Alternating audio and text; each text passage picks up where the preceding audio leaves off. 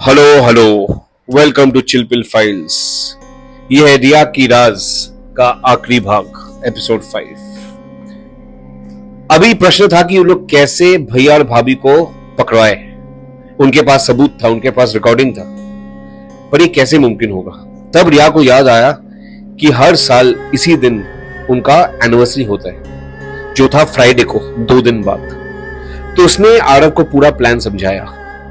वो दिन आ गया और सब लोग एनिवर्सरी की तैयारी कर रहे थे। आरव का जो बड़ा भाई था वो बहुत सारे लोग को बुलाए थे, अपने बॉस, अपना बोर्ड ऑफ मेंबर को, पुलिस इंस्पेक्टर को, उसके सारे दोस्त थे।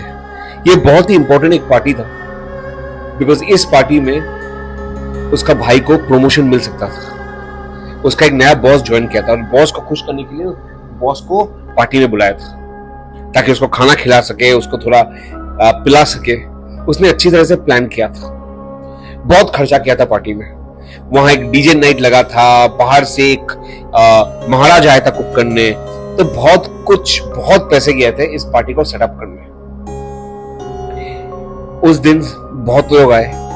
एक कॉर्नर में डीजे नाइट चल रहा है, एक कॉर्नर में गाने चल रहे, एक कॉर्नर में दारू का टेबल लगा हुआ है, एक कॉर्नर में बहुत अलग अलग तरह के खाने थे। पार्टी पूरी तरह से जम गई थी और सब लोग बहुत खुश थे, बहुत मस्ती कर रहे थे। तब रिया भी उस पार्टी में शामिल था, पर कोई रिया को देख नहीं पा रहे थे। तो रिया ने सोचा थोड़ा थोड़ा करके इसका खुलासा करना चाहिए। जब लोग 1-2 ड्रिंक दे पी के थोड़ा नशे में थे, थोड़ा एंजॉय कर रहे थे, गाने में मस्ती कर रहे थे, तब रिया ने सडनली उसी कॉर्नर में एक टेबल के सामने एक मेडिसिन का बोतल रख दिया। सेम मेडिसिन बोतल जिससे भाभी रिया को वो दवाई पिलाती थी। लोग वहां आसपास बैठे थे। सडनली किसी ने वो बोतल देखा। बोतल देख के हैरान हो गया, अरे ये बोतल यहां कैसे आया? और पूरा पार्टी चुप हो गया। भाभी वो देख के वो भी थोड़ा हैरान हो गई कि ये बोतल तो उसने फेंक दिया था, ये बोतल यहां कैसे आया? तो उसके बाद सबने बात को भुला के भाभी ने वहां से बोतल ले लिया। पर दोनों बहुत आश्चर्य रह गए, भैया और भाभी। उनको समझ नहीं आ रहा था कि अचानक ये बोतल कहां से आया। उन्होंने आरव की तरफ देखा, पर आरव बेचारा 16 साल का बच्चा, उसको क्या पता था। फिर वापस पार्टी में सब लोग चले गए। पार्टी के बीच में वो लोग आरव को कमरे में बुलाए, बिकॉज वो लोग भी दिखाना चाहते थे कि वो लोग एक बच्चे का ध्यान रख रहे। आरव पहले आना नहीं चाहता था, बिकॉज वो इतने अकेले में रहता है, इतने लोग से मिलने, पर वो बाद में आके सबसे मिलने लगा। फिर से लोग नाचने लगे, खाना पीने लगे, मस्ती करने लगे। माहौल बहुत ही बढ़िया था कि सडनली फिर से टेबल में रिया की डायरी पड़ी थी। फिर से किसी ने उठा के बोला, यार ये डायरी कहां से आया? अभी आरव का बड़ा भाई ये देख के बहुत चौंक गया। उसको समझ में नहीं आ रहा था ये अचानक क्या हो रहा है, क्यों ऐसे करके रिया की चीजें आ रही है जो बहुत महीने पहले कहीं रखी गई थी। फिर भी लोग ने रिया का डायरी हटाया और फिर से गाना चालू हो गया। गाना बजाते बजाते लोग 3-4 ड्रिंक हो गए कि सडनली गाना बंद हो गया।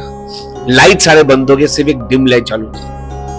और जो टेप रिकॉर्डर, वॉइस रिकॉर्डर जो आरव ने अपने डॉक्टर के वहां से रिकॉर्ड किया था, वो सडनली उस माइक के सामने बजने लगा, जहां डॉक्टर कह रहा है कि ये डोज तो गलत है, मैंने तो सिर्फ 1 डोज दिया था। वो लड़की ने 3-3 डोज ली थी, उसको 3-3 डोज लिखा गया था। ऐसा क्यों? और वो भी पोस्टमार्टम में पाया गया था। ये तो गलत है। और ये रिकॉर्डिंग स्टॉप हो गई। चुप, पूरा कमरा चुप। सब लोग भैया भाभी की तरफ देखने लगे। पुलिस भी वहां देखने लगा। भाभी गिर के चिल्लाने लगी, हाँ रिया, मुझे पता है तुम वहां हो और तुम देख रही हो।